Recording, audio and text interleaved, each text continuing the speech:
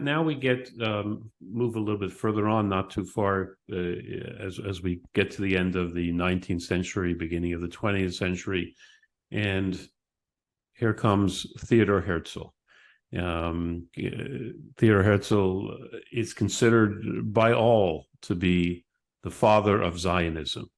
Picture is everywhere.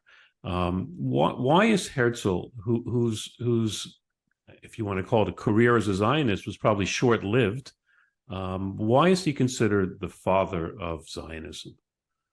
That is a great question. And, Herzl is a very interesting historical character, as you kind of alluded to in your question, because, you were talking about someone who was about as secular as they come, didn't have a bar mitzvah, even though he lived upstairs from a shul in Budapest. He was, like many, only about two generations removed from traditional Judaism, but had basically abandoned it, didn't give his son a bris milah, about as secular as they come.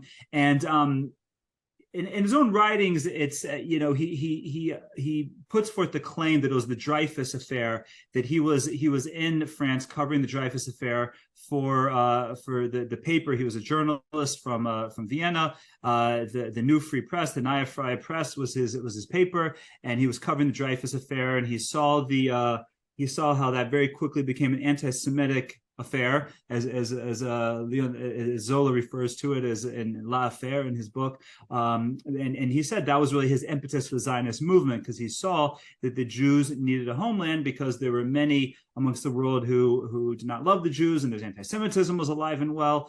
And that's really what he claims is his impetus. But if you kind of read through his writings, look into his personal history, it was brewing really before that in his head. Growing up in Vienna under the mayor of Vienna was Karl Lueger, who was a vehement anti-Semite, and it seems that he already came in touch with a lot of anti-Semitism in Vienna and was already kind of thinking about the topic of anti-Semitism, and but definitely coalesces after the Dreyfus affair in the late 1800s, in the late 19th century, and when he sort of gives shape to this idea, and he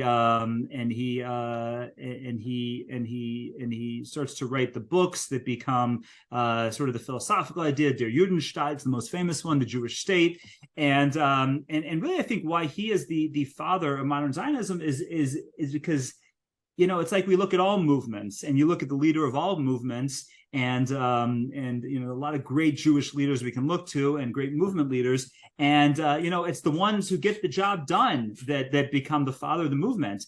He was not, like we said, he was not the only one trying. There's a Chovetzion movement was alive and well. He was jumping into it as a Johnny come lately. Mordechai Emanuel Noah, who was another person trying to organize and trying to get things done. So it existed, but he was the one who got things done, and in, like you said, a very, very, very short period of time, from the Der Judenstaat was published in I think 1895, and he passes away in 1904. So really, it's less than a decade is that he's active as a leader of the Zionist movement, but he's the one who gets it done, and he spends that less than a decade just tirelessly spending his family fortune, going from political official to political official. He becomes the really we give the term political Zionism to what he was trying to do, because through politics he was trying to get the land of Israel for the Jewish people. Now, we call it Israel nowadays, but I know in one of my favorite books, Yehuda Avner's The Prime Ministers, he talks about how before the modern state was founded, no one knew it was going to be called. No one said it was going to be called Israel, and it's like they get the message that the state was proclaimed right before Shabbos on Hey Iyar 1948, and they say, people come and say, we have a state, and they say, great. What's it called? Is it called Israel? Is it called Judah? Is it called, what's it called already? So, but whatever it was, this idea of the Judenstaat, having a Jewish state, Herzl was not married to the idea of it even being in Israel. Now it's pretty clear in all his writings that he felt that it would end up in Israel, but he was open to the Uganda plan that Chamberlain puts forward. He was open to a settlement in the Sinai, with the idea if we start off in the Sinai, we can get get to Israel. So his idea was primarily the Jews need a homeland, a place where Jews could go and be free, a place where Jewish culture would be celebrated, not a place where Hebrew would be spoken. The idea of Hebrew being the language of the Jewish state doesn't come along till Eliezer ben Yehuda and David ben Gurion. Herzl thought it would be French. Herzl spoke French. He thought it'd be French would be the language of the Jewish state. I always like to point out that that in sort of in the modern era, what was the state that was earliest considered Hebrew as its language, and it was not Israel, it was America. The Puritans in America wanted Hebrew to be the language of America, which would be a much different situation for us here in America if that was the case. But again, it was really through his blood, sweat, and tears. We'd be learning English as a second language. Exactly. They'd be yelling, whatever. It'd be a whole different world. But he just tirelessly. He met with Kaiser Wilhelm. He met with the Ottoman officials. He came up with. He was a political strategist of unbelievable ability.